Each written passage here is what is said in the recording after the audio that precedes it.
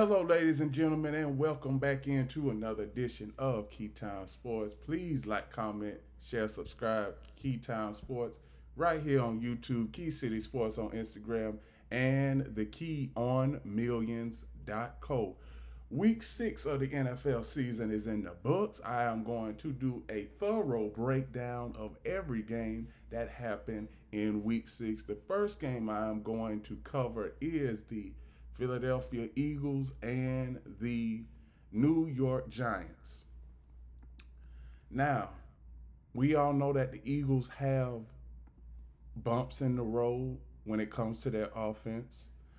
We know that coming into the season, we know that they were projected to be the odds on favorite to get back to the Super Bowl and win it. But right now, there are some cracks in the foundation and some bumps in the road. Jalen Hurts, 24 of 33, 283 yards, one touchdown, one interception. Saquon Barkley, 12 carries, only 58 yards. The rushing attack for the Eagles is going through some trouble right now. The receiving, you got Dallas Goedert. He had 9 catches for 110. A.J. Brown, 80 yards. Finally, Devontae Smith, 49 yards. The defense for the Eagles, they had a tough night. They were not able to stop the Giants' offense at all, and the Giants' offense is 26th in the NFL right now. I'm going to tell you, if you have a top-notch defense, now the Eagles defense is top 15, middle of the pack. If you cannot stop an offense that is ranked 27th in the league, I don't know how you survive in the playoffs. I just don't. And on top of that, credit to the Giants, Jackson Dart, 17 to 25, 195 yards, one touchdown, zero interceptions. And everything else, when it comes to the Giants' rushing attack, Cam Scatterboo almost cracked 100 yards by himself. Now, one thing I can say about the Giants, they are 2-4 right now, and they have the Denver Broncos coming up next week. This coming week. So Giants, they might be 2-5 after Sunday's game versus the Broncos. But the Eagles, I'm gonna tell y'all something. The sky is not falling in Philadelphia. I know it's a lot of y'all that be talking crap about Jalen Hurts, saying that he can't throw the ball down the field and all of this other crap. But Jalen Hurts, he's won a Super Bowl. He has won close games for the Philadelphia Eagles since he's been the starter since he started being the starter in 2021. Don't write the Eagles off just yet, because they still the champion, and as long as the champ is still in it, the champ got a chance. But like I said, when it comes to the offensively, they need some help.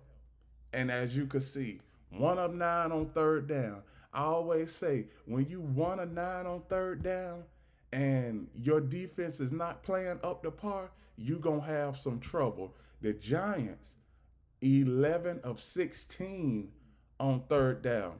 That was the most efficient that they have been in the past 7 years. The last time they were this efficient in a game on third down, they had Eli Manning as their quarterback. And we all know that has been at least 8, 9, 10 years or more.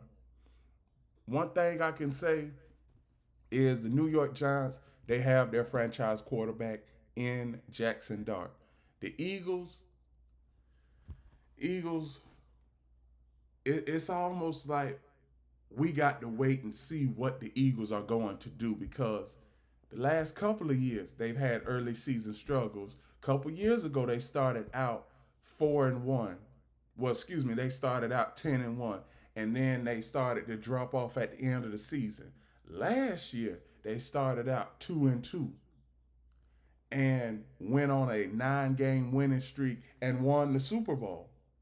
This year, currently 4-2, and they are playing against a team this coming week named the Vikings, who are also trying to stay in the playoff race. So the Eagles, they are between a rock and a hard place right now. And the Giants are improving. I don't know if Brian Daboll stays after this season, but the Giants, they have their quarterback for the future. What they need to do is, I've been saying it for the last few weeks, put an offensive line around Jackson Dart and Cam Scatterboo, and they will be okay because you already have Malik Neighbors. Now you just need to draft a couple more, two tight ends and two more wide receivers, and your wide receiver arsenal will be great if you are a New York Giants fan. But obviously, do you have any hope in Joe Shane? Can he do that? Can John Mara convince Joe Shane to do that? I just don't know. So the New York Giants are an open book that has to be closed, because if they don't close the book, everybody knows what the New York Giants are going to do. And another thing, I believe that the New York Giants and the New York Jets, another team that I'm going to get into in a few seconds, I believe that they just need to change their facilities, because they haven't, it's just a bad, it seems like it's just a bad environment. It does. It seems like it's just a bad environment, and nothing is going to be successful in those facilities. Now, let me fast forward to the Denver Broncos and the New York Jets. This was one of the worst games of week 6. I mean, to have a Sunday morning game, 9:30, everybody is excited for this game. If you're a Broncos fan, if you're a Jets fan, you're just saying you wonder about how many points you're going to lose this week. That's basically what it was. And when we get to the statistics, mm, mm, mm. Only thing I can do is just scratch my head. Bo Nix, 19 of 30, 174 yards, 1 touchdown, 0 interceptions. And then you have Justin Fields, 9 of 17, 45 yards, 0 touchdowns, 0 interceptions. But when you tack on the sack yardage, he was a negative 10 passing yards passing in this game. And New York Jets, their rushing attack, Brees Hall, 59 yards, Justin Fields, 73 yards. But one thing that I want to talk about is, for the Jets, you go for it where you run a fake punt on 4th down before halftime, and once you get that first down, you don't run another play. That is just poor clock management on the offensive coordinator, poor clock management on the head coach. And Justin Fields had a chance to win this game. If you all looked at the game, and I'm pretty sure most NFL fans probably didn't look at the game, but on that 4th and 8, with under a minute and a half left in the 4th quarter, Justin Fields had his wide receiver number 82, the tight end. He was open. He was 6 yards down the field.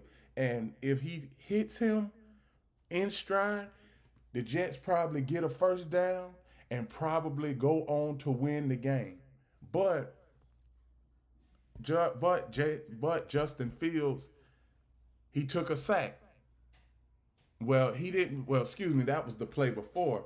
He took a sack on 3rd down. 4th down, he took a sack. And pretty much the Broncos, they take over the ball on downs, and they were able to run out the clock. But historically, and I do mean historically, this game was bad on both sides. It was bad on both sides, and I'm not even going to show any clips of this game because it was so bad for the New York Jets. And I was looking at this game in its entirety while I was prepping for the Jaguars game. I was looking at this game in its entirety, and I was saying the Jets offense looked like a Pop Warner football team. That's exactly what the Jets looked like. A Pop Warner football team that hadn't even played football before. You had a quarterback in Justin Fields that was, I don't know if he was trying to do his best or just trying to stay upright, because the Jets allowed sacks. 9 sacks, and Justin Fields only had 9 completions. And as far as an offense, they only had 9 points. The defense, they had a safety. Outside of that, the Jets didn't do anything on offense. So, what I'm hearing from the New York Jets, as far as people that's associated with the New York Jets, what does Aaron Glenn and the offensive coordinator for the New York Jets do? Now, I'm going to say this. New York Jets, they have missed on a lot of quarterbacks. They are in the same boat as the Cleveland Browns, and I'm going to get into the Cleveland Browns a little bit later on in the show. But as of right now, the New York Jets are in the same boat when it comes to quarterbacks as much as the Browns are. Because the New York Jets, past couple of years, you had Aaron Rodgers. You thought Aaron Rodgers was washed. You see how he's balling out in Pittsburgh. You have Zach Wilson. Zach Wilson, he's in Denver right now. Well, excuse me, Zach Wilson, he is in Miami right now. And also, you got Sam Darnold. Sam Darnold, he's in the Pacific Northwest. He is balling out. And you also have another quarterback that you pretty much gave up on, and that's Zach Wilson. Now, Zach Wilson, he is a backup, but I just think that when it comes to the New York market, it's a very harsh market. When it comes to sports and anything, it's a very harsh market. But as of right now, the New York Jets, Aaron Glenn, Aaron Glenn was on that team with the Detroit Lions back in 2021, where the Lions started out 0-10 and a tie. They had a tie. Then in week 12, they won their first game. And ever since then, we know what the Detroit Lions look like. Now, I know I said that last week, but from a New York Jets fan perspective, you got to give the fan base hope, because right now, the New York Jets fan base, they don't have hope. This is a putrid offense. This is a defense that doesn't know how to stop anybody. And on top of that, they aren't able to get turnovers. And Justin Fields, he is the first quarterback in NFL history. He is the first quarterback in NFL history to play 5 games, have 0 touchdowns, 0 interceptions, and lose all 5 of those games. So I don't know what to take away from this historic stat line, but the Jets as an organization has to get better. The Jets as a franchise has to get better. The New York-based teams have to get better. The Jets, the Giants, and even the Buffalo Bills. I'm going to get into the Buffalo Bills a little bit later on, but the Buffalo Bills, they have trouble on the offense right now. But the New York Jets, you might need to build you a new facility. New York Giants, you might need to build you a new facility, because I believe those facilities are contaminated with purgatory and just downright embarrassment when it comes to losing. because the New York Jets, they haven't been relevant since I was in elementary school. And I was in second grade last time they won. No, last time they made it to the playoffs. I was in second grade. The New York Giants. Last time I was in elementary school, the New York Giants won a Super Bowl in '07 and 2011. Since then, every season they have they have just played up under expectations except for 2016 with the New York Giants. The Jets, the Jets, they are still living off of that championship that Joe Namath gave them almost 57 years ago. I'm not gonna bore y'all to death with the historical knowledge of the New York Giants, but now this year is Super Bowl 60 and Super Bowl 3 was almost 57 years ago. But since then, it's been for the New York Jets, it's been coaching staff after coaching staff, quarterback after quarterback, uh, GM after GM, and nobody has found a winning formula and a cohesiveness when it comes to the New York Jets. Giants are in the same fold too. But that's enough about both New York teams. I just think that the NFL is a whole lot better when both LA teams and both New York teams are playing for the playoffs. But we're not going to get that from the Jets this year, and we it's a possibility we might not get that from the Giants. But as far as the Denver Broncos, you did what you were supposed to do. I knew that this was going to be a defensive game, and Vance Joseph, his defense has improved from the first year up under Sean Payton. We all know that Sean Payton is a good coach. He's a damn good coach. He is. The Broncos, they are going to go to the playoffs. They are. I'm going to say this and then I'm going to go to the next game. Last season, I said the Broncos were going to win 10 games. You want to know what everybody told me in August of last year? Everybody was saying, Key Time, Key City, you don't know what you're talking about. You're going to lose credibility. Did I lose credibility? Because the Broncos, they won 10 games last season. They got to the playoffs last season. Now, credit, they did lose to the Buffalo Bills, but I said that they was going to make it to the playoffs, and I'm hardly ever wrong with predictions. I'm hardly ever wrong with predictions.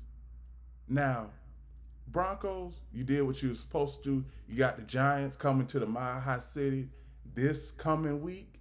I expect the Broncos to win that game, to be 5-2 heading into week 8. Can't believe it. We almost in week 8 and the Jets not going to the playoffs. The Broncos still are in the playoff hunt. The next game I am going to cover is the Arizona Cardinals and the Indianapolis Colts. Colts, 5-1 for the first time since 2009. Obviously, another time, I was in elementary when the Colts were this good. But Daniel Jones, do I really think Daniel Jones is going to be able to will this team to a playoff victory, to a victory? I mean, now we know that the Colts in their division, who do they have to focus on? They have to focus on the Jaguars and vice versa. Jaguars got to focus on the Colts. But Daniel Jones, 23 of 30, 212 yards, 2 touchdowns, 1 interception. You got Jacoby Brissett. Kyler Murray was injured for this game. 27 of 44, 320 yards, 2 touchdowns, 1 interception. Now, as far as the Colts, right now, they are the best team in the AFC, but it's still early. I don't know. I just don't know if Daniel Jones is able to keep this up. Now, I done heard the nicknames that people have given him. They've called him Danny Dimes. They called him Indiana Jones. They've called him Indy Jones. But if you gonna be called Indiana Jones, you got to handle your business. Cause everybody know if you watch the Indiana Jones movie 1, 2, and 3, y'all know that Indiana Jones handled his business. And Daniel Jones right now against inferior competition, he's handling his business. But what's gonna happen when you get to Cincinnati, Green Bay, Detroit, San Francisco, Tampa Bay, Minnesota, Philadelphia, and the list just goes on and on. I just rattled off about 6 or 7 teams that the Colts may play in the Super Bowl if they lucky enough to get there. And not just the NFC, but the Colts, they got to face teams like Kansas City. Now Kansas City, they back. They are the top team in the AFC. No matter what the Colts record is, I know the Colts record is 5-1, and the Chiefs record is 3-3. But Kansas City, they've been in this position for the past 6 years. The Colts, we didn't expect nothing from the Colts coming into this season. We just expected a run of the mill team, a below average team to get into the playoffs on the last day of the regular season. But I'm not ready to praise Daniel Jones and say that he's the leader of the Colts and go all in this Indiana Jones moniker with the cowboy hat and the whip. I'm not ready to do that. I'm really not, because I'm gonna show y'all as far as the Colts schedule. I got to see Daniel Jones ball out against these teams. I'm gonna tell y'all this. I got to see him ball out against the Chargers, which they play this coming week. I got to see him ball out against Pittsburgh. I got to see him ball out against Kansas City. I got to see him ball out against Jacksonville in Jacksonville. I got to see him ball out against San Francisco. Those are the 4 teams that are remaining on their schedule that Daniel Jones has got the ball out against before I can legitimately say Daniel Jones is a top-notch quarterback. Right. So on top of that, you got the Cardinals 2-4. Their season is pretty much over with, and the Colts. I'm not ready to say okay. The Colts are a contender. I'm not. I'm just not. So that's all I got to say for the Cardinals and the Colts. The next game I'm going to cover is the Los Angeles Chargers and the Miami Dolphins. Miami Dolphins 1-5. You got Tua Tagovailoa coming out saying that players aren't showing up to players only meetings. Now, from what I hear, players only meetings are voluntarily. One thing about the coach, Mike McDaniel, he gone. He is gone. I personally got in contact. Well, there are some sources. My sources, I got in contact with them. Reportedly coming into the season, Mike McDaniel was already on the hot seat. Now, Stephen Ross, he does have a track record of firing coaches in the middle part of the season. Mike McDaniel reminds me of, I don't know if anybody remembers this head coach, but he reminds me of Tony Sperano. Doesn't have the type of voice that can move a team in the right direction. Hell, it's been 25 years since the Miami Dolphins have won a playoff game. It's been 7 years. Well, excuse me. It's been 2 years since the Miami Dolphins were in the playoffs. The Miami Dolphins haven't been relevant at all in the past 25 years. They haven't. Last time Miami Dolphins were relevant was with Dan Marino. And Dolphins now, I believe the Tua Tagovailoa experience has run its course down in South Beach. I believe that the Dolphins, they got to get a new quarterback. The backup is Quinn Ewers. Quinn Ewers, he was good at Texas. No, he was decent at Texas. And I think I have to say it. Tua Tagovailoa is what I call Trevor Lawrence. He is a interception throwing turnover machine because every game, and I do mean every game, he has thrown at least one interception. Because I can go back and remember, start of this game, the Chargers, first play, first play, interception. Then the defense, you give up a field goal. So the defense, it was 3-0 then. Then their third possession, another interception. And the Chargers go down and score a touchdown. So you already behind the ball by 10 points, Tua. You're already behind the ball. And you putting your defense in a bind to where they got to defend a high-powered offense on a short field. The Chargers, 12th. They are the 12th ranked offense in the NFL. And they average 26 points per game. The Dolphins offense, one of the worst in the NFL. They average the same amount that the Chargers average. But, no, excuse me. The Dolphins, they average 18 points per game, which is bad in and of itself. Now, one thing that I can say is the Dolphins, they had their chance at winning this game. The Dolphins, they had their chance at being a powerhouse in the AFC East. And also, when you get to this point in the season, they're 1-5. They don't have too much going for them. Stephen Ross, you are gonna have to pull the plug at some point because I already got Mike McDaniel on the chopping block. I already got that happening. And also another thing, when we look at the Dolphins offense, does the Dolphins offense wow anybody? The average NFL fan, do the Dolphins offense wow anybody? When you got Jalen Waddle, 1-for-1, they even had him throw a pass for a trick play. Then you got Devontae Achan, 128 yards. You even got, I remember a couple weeks ago, Tyreek Hill said that Devontae Achan isn't an every down back.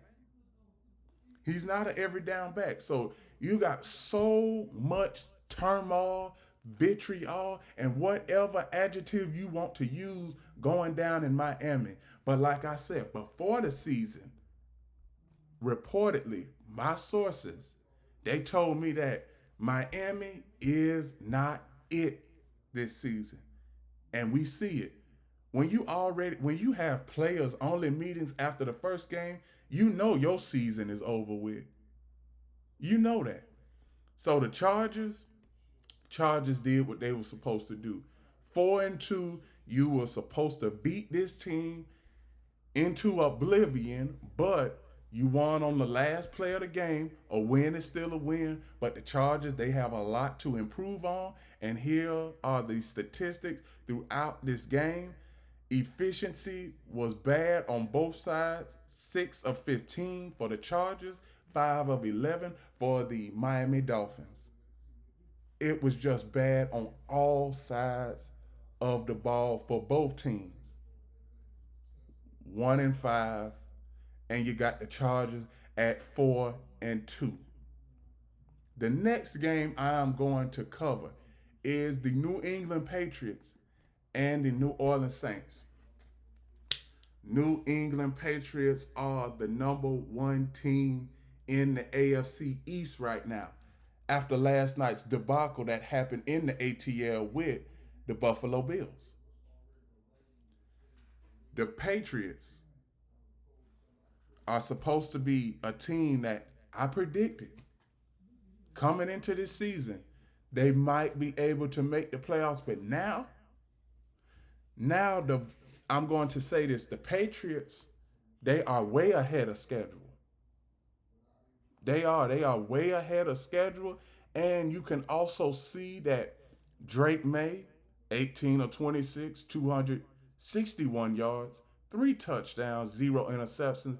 Drake May, everybody is confident in what they see in Drake May. Spencer Rattler, 20 of 26, 227 yards, 0 touchdowns, 0 interceptions. New England's rushing attack, 73 yards. The Saints rushing attack, 73 yards. This game, it was pretty much, a ball control game, a ball dominant game. You can see third down efficiency with the Patriots, 6 of 13. The Saints, 9 of 3 on third downs. Fourth down efficiency, 1 or 2 for the Patriots. Saints, 0 for 0. Didn't attempt anything. Also, Patriots, time of possession. They had time of possession 3 more minutes. The Patriots, when it comes to the Patriots, there was a five year gap between them and the top of the AFC East. The Bills, they are in trouble. They are. The Bills are in trouble because now you got a young up and coming Patriots team with a new coach in his first year in Mike Vrabel that's got the team, and Drake May has got the team believing that they can beat the Buffalo Bills, which they already have beaten the Buffalo Bills because in week 5 they beat the Buffalo Bills. The next time the Buffalo Bills play the Patriots, it's in Foxborough, and that's later on in the season. And I know the Patriots, they are going to have that motto of, okay, we beat these guys before. We know what we have to do. Let's beat them again so we can win the AFC East. That is what I see because the Bills, the Bills, you had a 5-year window where by week 12, week 11, week 11 or week 12, you had already won the AFC East.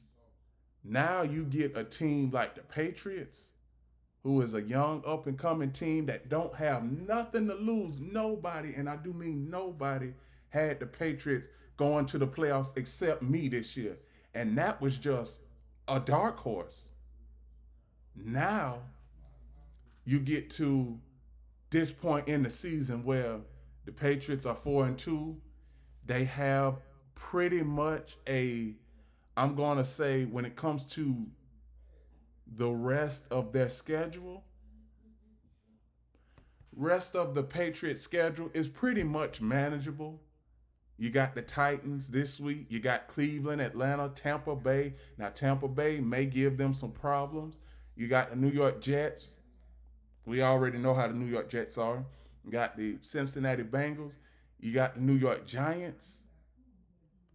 Buffalo, you already beat Buffalo, Baltimore, New York, and Miami to round out the regular season. New England Patriots, it's not far-fetched. I knew coming into this season, I said the Patriots making the playoffs would not surprise me, and I can see that happening now. I do. I see it happening now. I said that the Patriots were maybe a year away from playoff contention, but they are gonna have some play. They are in playoff contention right now, being at the top of the AFC East. Okay, next game that I'm gonna get to is the Cleveland Browns and the Pittsburgh Steelers. Aaron Rodgers, A-Rod, had a nostalgic game. 21 of 32, 235 yards, 2 touchdowns, 0 interceptions.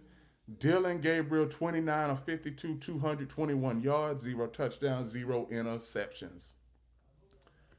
One thing about the Browns, I don't like Dylan Gabriel throwing the ball 52 times. I don't. And credit to him for not throwing an interception in this game. Credit to Aaron Rodgers for not throwing an interception in this game. The rushing game for the Browns was non existent, only 65 yards. Pittsburgh, 100 yards, exactly. You got DK Metcalf, who had a big game, 4 catches, 95 yards. You had Arnold Fanning Jr., 81 yards for the Browns. You also had the Pittsburgh defense. Pittsburgh defense did a good game. Well, had a good game as far as statistically. 6 of 17 on third down, the Browns were.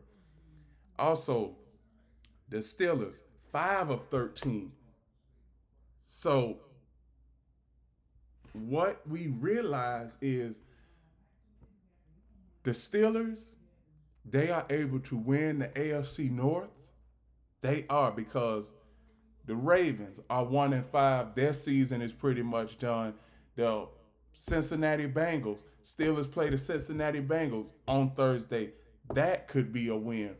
Browns, 1-5. The Browns are pretty much out of the playoff chase as of now. Not officially, but as of now, the Browns are out of the playoff chase. If I'm the Steelers, I would say by the time, I'm going to say this, the Steelers, by the time Halloween gets here, the Pittsburgh Steelers should already be AFC North champions. They should, because Ravens don't have nothing, Bengals don't have nothing, Browns don't have nothing, and the Steelers, they have a resemblance of an offense. They do. They have a resemblance of an offense. And you can see these statistics. The statistics don't look great. Aaron Rodgers, he doesn't look great at times, but Aaron Rodgers is not costing the Steelers a game. They not.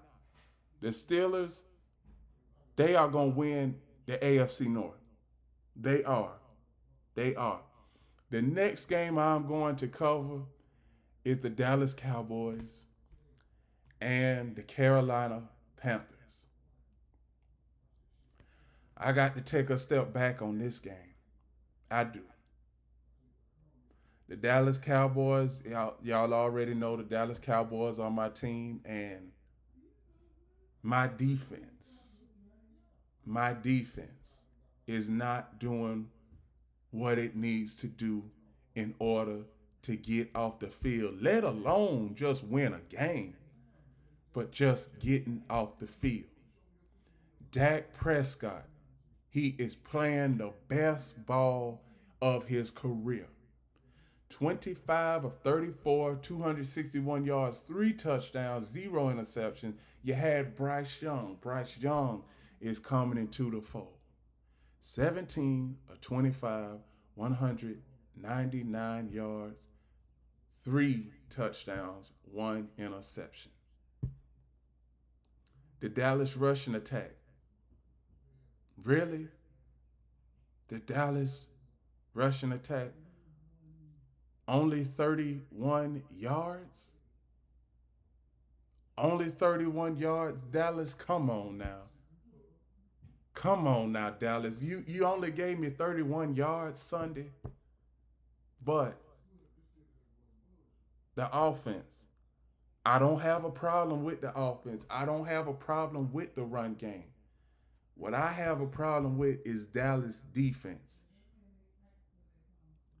4th and 3. 4th and 3, Matt Eberflus.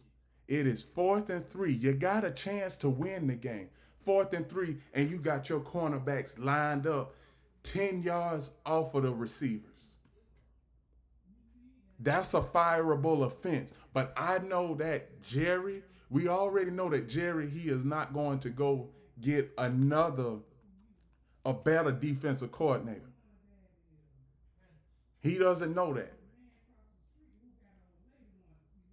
Right. Now, one thing about it is the Dallas Cowboys. The defense. You know what? I said that I wasn't gonna name any names, but hell, damn it, I'm gonna name everybody on the Dallas Cowboys defense because I need y'all to step up. My man Dak, he playing out of his mind with his career. He playing out of his mind. So Shamar James, Kenneth Murray Jr., Donovan Wilson, Reddy Stewart, James Houston, Maurice LaFou, Sam Wilson, Trayvon Diggs, Deron Bland, Marshawn Keelan, Jenny Thomas, Marquise Bell, Elijah Clark, Simon Thomas, Dante Fowler Jr., Ozzy Angazua, Jay Tola, Donovan Izura, Davion Clowney, Paris Campbell, Kenny Clark. I need y'all to step up. I need my Dallas Cowboy defense to step up. I just named all of y'all on a list. All of y'all on a list. And I do mean Matt Eberflus. I place the blame on Matt Eberflus because we cannot have a defensive collapse like we did a couple of seasons ago. This is the first time that I have ever seen a Dallas Cowboy defense since the Green Bay Packer playoff game give up this many yards.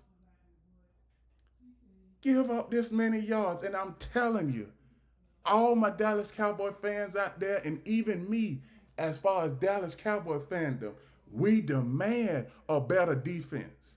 We demand a better defensive performance. We do.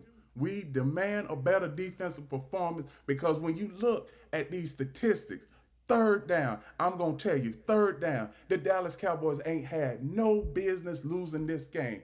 3 of 8 on third down, the Carolina Panthers were.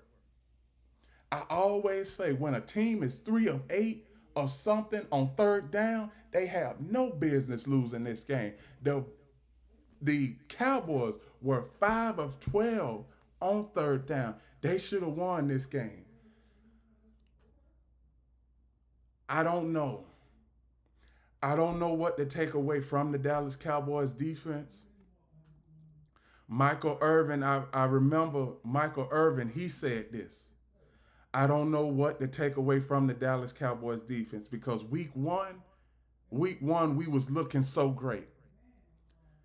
Week 2, we didn't look great. And the Dallas Cowboys defense has given up over 3,000 yards in just 6 games. 3,000 yards. I'd rather have the Dallas Cowboys defense on the sideline. And I'd rather have Dak Prescott win me a game because I cannot trust my defense. Matt Eberflus, I don't know what you need to do. Brian Schottenheimer, I like what you're doing. I like how you're calling the offense and commanding the offense. Not Marty Schottenheimer, Matt Eberflus, you got to do better. Cowboys are still the number 1 offense in the NFL, and the Cowboys are the last ranked defense in the NFL. We got to do better. This coming week, Cowboys got the Commanders.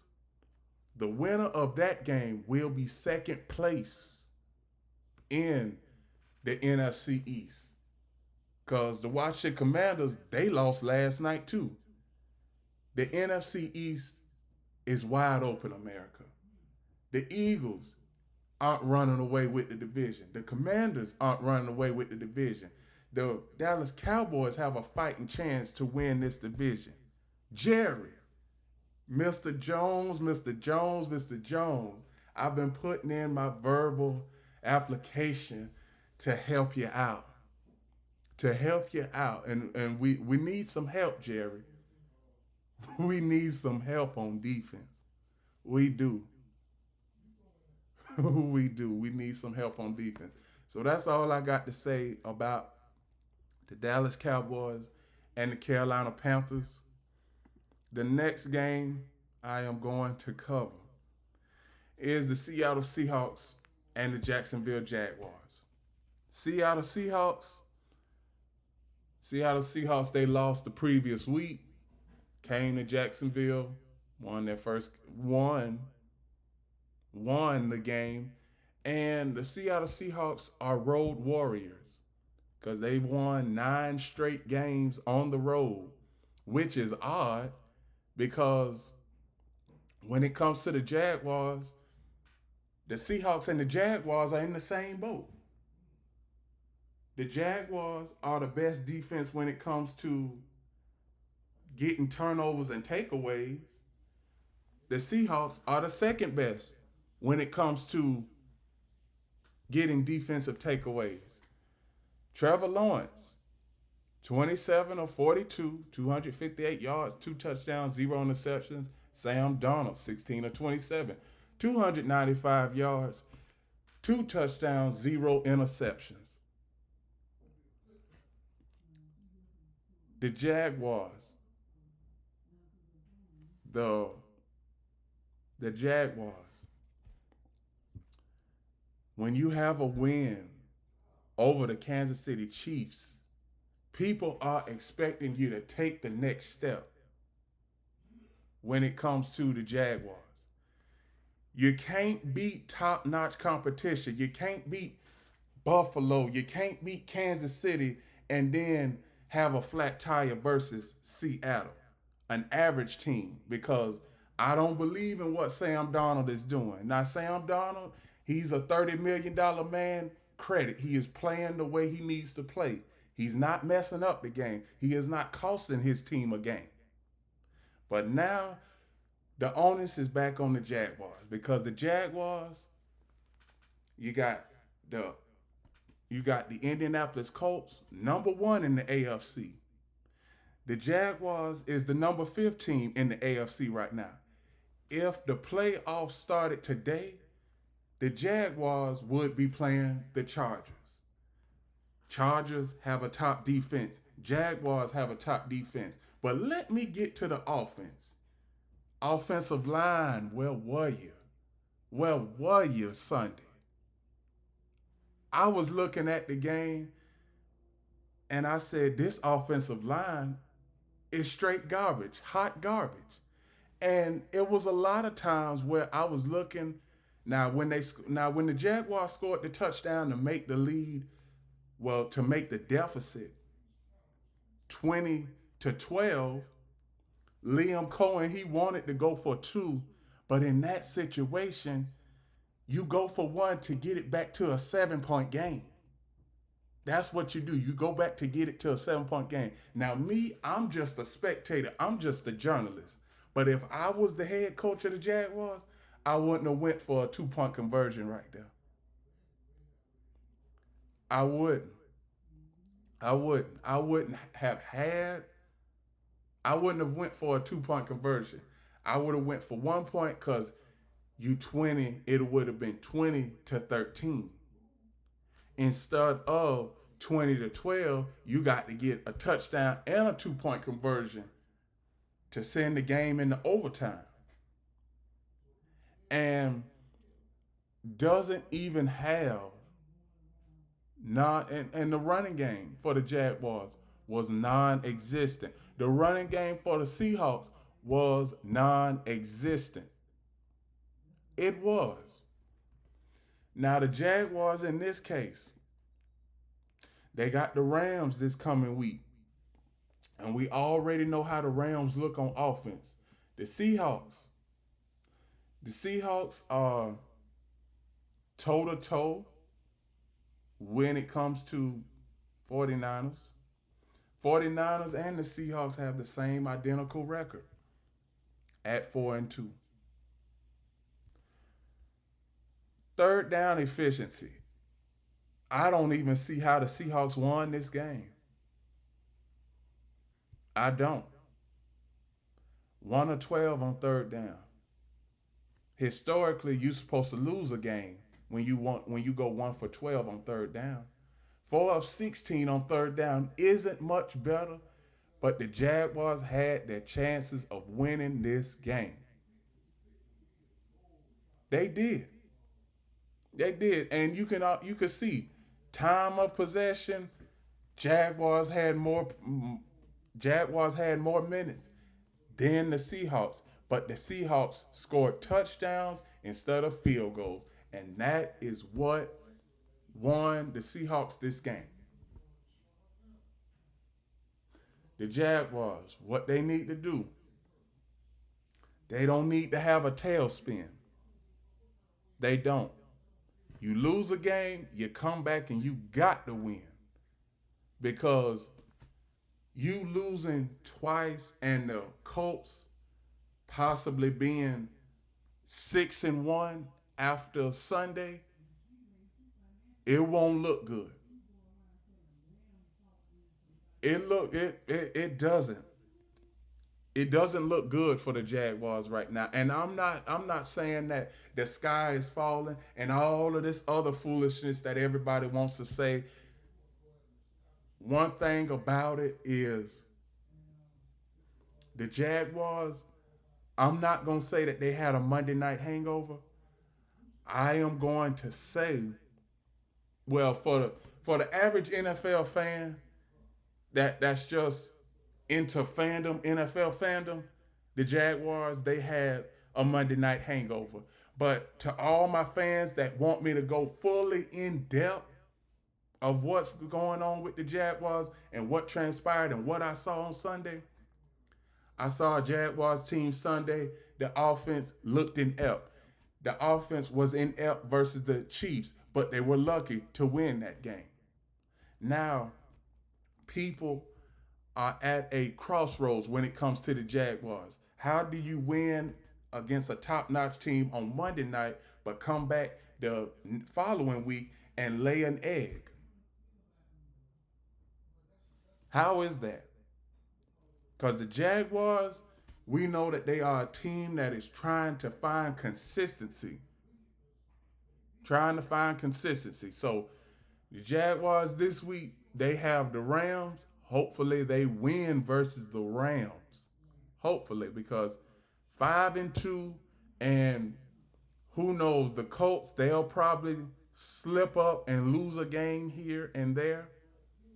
But one thing about it is you got to win your games. You got to win those games. You got to win. The Jaguars have to win their games before they can even think about the Colts and trying to contend for the AFC South. The next game I am going to cover, Los Angeles Rams, the team the Jaguars are going to play this coming week, and the Ravens. Now, I'm not going to go into a big old spiel about this game because I watched this game in its entirety, but I ended up turning off the game at the middle of the fourth quarter. I did. I had to turn it off. Matthew Stafford, 17 of 26, 181 yards, one touchdown, zero interceptions. Cooper Rush, 11 of 19, 72 yards, zero touchdowns, one interception. Tyler Huntley, 10 of 15, 68 yards, zero touchdowns, zero interceptions. The Ravens, they just need to punt on this season. The Ravens just need to punt on this season because they ain't going nowhere. They not. Nobody in the AFC North can contend with the Pittsburgh Steelers. And Mike Tomlin, season 19, he got a winning record, and he is going to the playoffs again. Browns, nothing. Ravens, nothing. Bengals, nothing. The Rams have a chance at winning their division. Statistics from this game.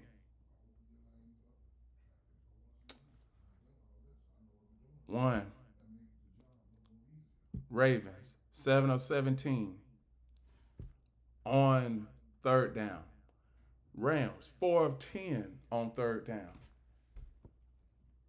This was equivalent to, well, this game right here was equivalent to the Broncos-Jets game. Nobody could really take control of this game, and it seems like this game was just hard to watch. It was very, very hard to watch. So that's all. That is really all I have to say about it. I'm trying to find a way to go a little bit more in depth with it, but I can't. I can't go in. I cannot go a little bit more in depth with it. I just can't.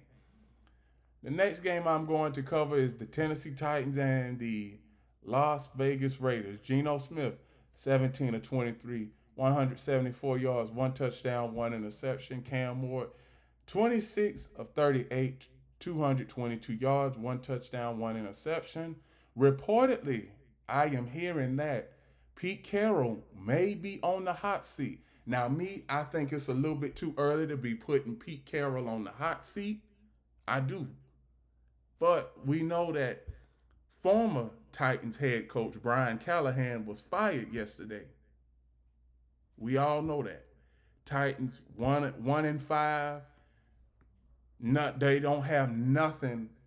They don't have nothing going for them. They don't.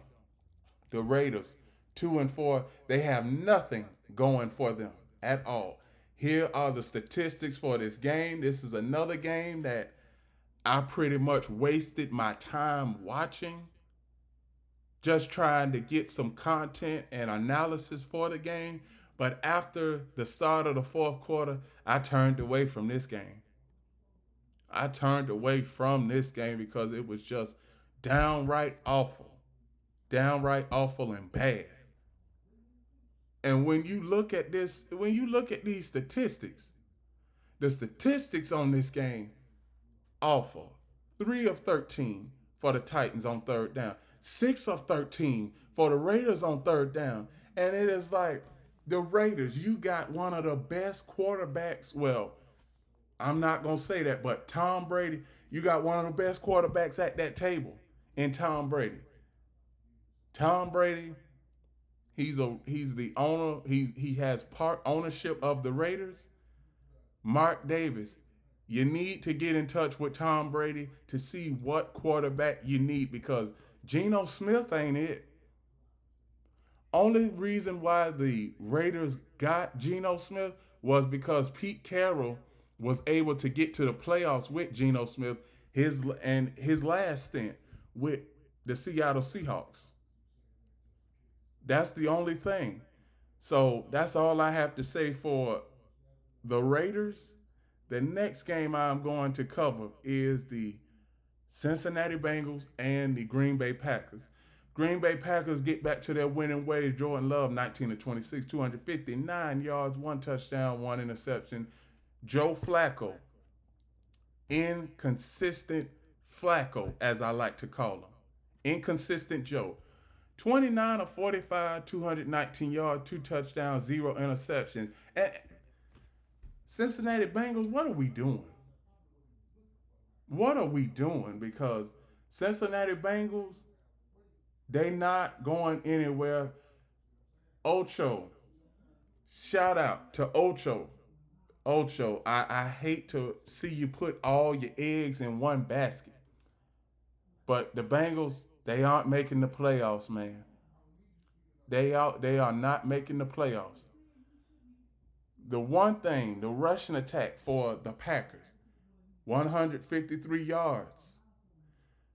Bengals, non-existent rushing attack. Then you have the Packers wide receiving core, and you have the Bengals wide receiving core. Matthew Golden, 86 yards on 3 receptions.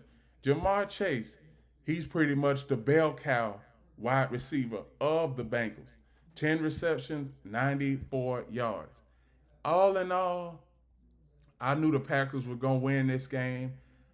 I just wanted to see how the Bengals looked with Joe Flacco at the helm, and I call him inconsistent Joe for a reason, because he was very inconsistent. Third down efficiency, 6 of 15. Third down efficiency for the Packers, 5 of 11. 5 of 11. Packers, still a playoff contender. Bengals, your season is over. Your season is definitely over. after that. The next game I'm going to cover, we are in the final slate, the final 4 game slate of the show. 49ers versus the Buccaneers. Mac Jones, 27 of 39, 347 yards, 0 touchdowns, 2 interceptions. Baker Mayfield, 17 of 23, 256 yards, 2 touchdowns, 0 interceptions. Receiving for the Tampa Bay Buccaneers did pretty good. The rushing attack for the Tampa Bay Buccaneers, 104 yards. Receiving, 67 yards.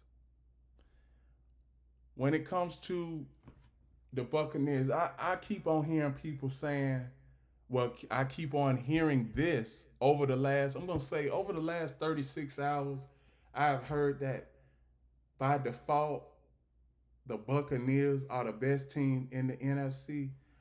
I'm not willing to say that because you still got a team in Pennsylvania named the Philadelphia Eagles that are still, even though they are down in the dumps right now, we know by the time playoffs come that they will be better. The Buccaneers, Buccaneers, they could do this, but let's see how they are going to look at the end of the season.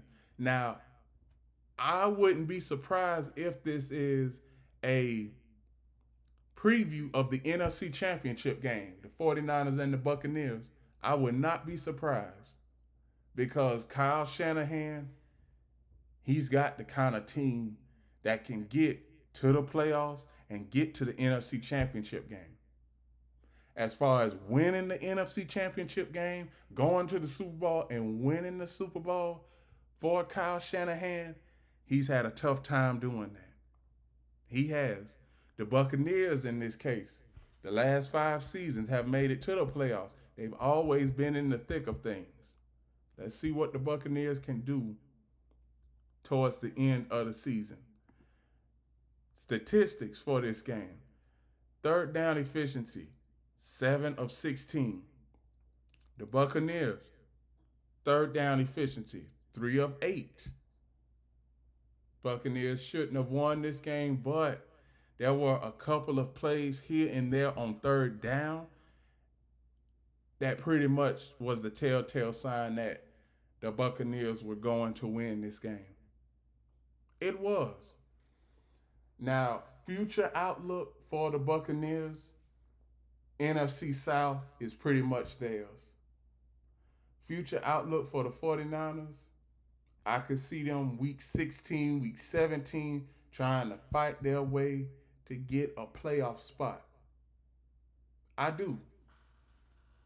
And I believe that whatever quarterback that the 49ers have, whether it's Mac Jones or Brock Purdy, 49ers will be able to get to the playoffs no matter what. No matter what. The next game I'm going to cover is Sunday Night Football. The Kansas City Chiefs are back, everybody. The Chiefs are, by default, the best team in the AFC right now because what I saw from Buffalo and what I saw from the Colts, is that sustainable? The wide receivers for the Chiefs, I'm going to go down a list. I'm just going to go down a list. You got the running back, Isaiah Pacheco and Kareem Hunt. You got 2 bell cow running backs. You got Travis Kelce, where my Swiftie fans at. Juju Smith-Schuster, Hollywood Brown, Noah Gray, Brashard Smith, Xavier Worthy. You have all of that in the Chiefs' arsenal. And I didn't even mention Patrick Mahomes just yet. Patrick Mahomes, 22 of 30, 257 yards, 3 touchdowns, 0 interceptions. Jared Goff, 23 of 29, 203 yards, 2 touchdowns, 0 interceptions. The Lions, putrid on offense, but we already know going into Arrowhead Stadium, it's going to be a tough outing no matter what, with that crowd, with that fan base. And then you have the Chiefs that are pretty much just a team that, we see the Chiefs. But earlier on in the season, they lost to the Chargers. Then they lost to the Eagles. They started off the season 0-2, and everybody was like, are the Chiefs going to be able to make it to the playoffs? Yes. I said the Chiefs were going to make it to the playoffs. And I don't care what the Denver Broncos are doing right now. Shannon Sharp, I know one thing: of you love your Broncos, and I have your Broncos going to the playoffs, but it is going to be a tough outing for the Broncos to win in Kansas City the regular season, or if the Broncos have to face the Chiefs in the playoffs. But I'm not going to say that that game is going to be a blowout, because Sean Payton, he is a good coach. But the Chiefs are going to be the Chiefs. Excuse me. Now let's look at the team statistics for this game. Third down efficiency, 4 of 10 for the Chiefs. 5 of 11 for the Lions. You got a Lions offense that was pretty much neutralized. Amon-Ra St. Brown, Jahmyr Gibbs, David Montgomery, Demo as I like to call him, Jared Goff. Nobody, and I do mean nobody on the Lions, had a good game. The Chiefs are back. The Chiefs are back, and they are here to stay. They never left. They had a couple of bumps in the road, lost to the Jaguars, lost to the Chargers, and a loss to the Eagles. But they are back in the fold, 3-3, and everything, and I do mean everything, is lining up for the Chiefs to make the playoffs. Now let me get to the last two games of week 6 that happened last night, that transpired last night. The Bills and the Falcons, the Bears and the Commanders. Now for the Bills, they missed their chance last night to be 5-1, tied with the Colts, and to be a game and a half up on the Chiefs. The Chiefs play the Bills in week 11. Now we all know that the Bills in the regular season, they can beat up on the Chiefs. When it comes to the playoffs, it's a whole different story. But the Bills also have problems in their own division. You had a 5-year gap where the Bills won the division by default. Now you have the Patriots as the best team in the AFC East as of right now, after last night's game. And you can see this. Look at this. Josh Allen, 15 of 26, 180 yards, 2 touchdowns, 2 interceptions. Rushing attack was, they cracked over 100 yards. But who, as far as their wide receiver core, who does everybody have to game plan against when they come to the Buffalo Bills? Joshua Palmer didn't do much. Khalil Shakir didn't do much. Dawson Knox didn't do much. Keon Coleman didn't do much. Elijah Moore didn't do much. The Bills, when it comes to schematics, they have a problem. Because Dalton Kincaid, he is their leading receiver, but he's a tight end. The Bills to me are going to be one of those teams that have a good quarterback, but aren't able to take the next step. They aren't.